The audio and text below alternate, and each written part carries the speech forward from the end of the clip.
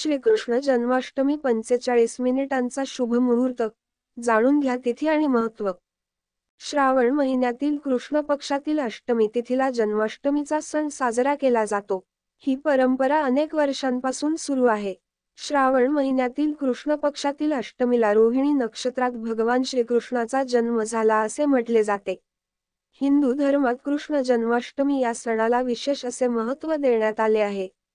मध्य प्रदेश आणि उत्तर भारताच्या बऱ्याचशा भागात पौर्णिमांत महिना असलेल्या पंचांगानुसार भाद्रपद कृष्ण अष्टमीला हा सण साजरा केला जातो. या तिथीबाबत अनेक ठिकाणी संभ्रम आहेत. श्रावण महिन्यातील कृष्ण पक्षातील अष्टमी तिथीला जन्माष्टमीचा सण साजरा केला जातो. ही परंपरा अनेक वर्षांपासून सुरू आहे. श्रावण महिन्यातील कृष्ण पक्षातील अष्टमीला रोहिणी नक्षत्रात भगवान श्रीकृष्णाचा जन्म झाला असे म्हटले जाते. श्रीमद भागवत पुराणानुसार भगवान श्रीकृष्णाचा जन्म मथुरेच्या तुरुंगात अष्टमी तिथी, रोहिणी नक्षत्र, लग्न वृषभ आणि बुधवारी मध्यरात्री झाला होता. या दिवशी लोक उपवास करतात आणि रात्री श्रीकृष्णाला बाळ लीलेच्या जन्मानंतर विधिवत पूजा करतात. हा सण मथुरा आणि वृंदावनसह जगभरात मोठ्या थाटामाटात साजरा केला जातो. यंदा कृष्ण जन्माष्टमीचा आणि गोपाळकाला हा सण कधी साजरा केला जाणार आहे जाणून घेऊया. कृष्ण जन्माष्टमी तिथी 26 ऑगस्ट 2024 सोमवारी श्रीकृष्ण जन्माष्टमीचा सण साजरा केला जाणार आहे. जन्माष्टमीच्या दिवशी व्रत केल्याने मनुष्याला शाश्वत पुण्य प्राप्त होते आणि भगवान श्रीकृष्णाच्या आशीर्वादाने सुख आणि समृद्धी प्राप्त होते. या दिवशी व्रत केल्याने वैकुंठामध्ये निवासस्थान मिळते असे म्हटले जाते.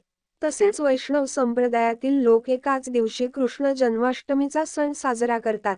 कृष्ण जन्माष्टमीचा सण 26 ऑगस्टला सोमवारी साजरा केला जाणार आहे. अष्टमी तिथीची सुरुवात ऑगस्ट 26, पहाटे 3:40 अष्टमी तिथीची समाप्ती ऑगस्ट 27, पहाटे 2:20 असेल. दहीहंडी 27 ऑगस्टला मंगळवारी साजरी केली जाईल.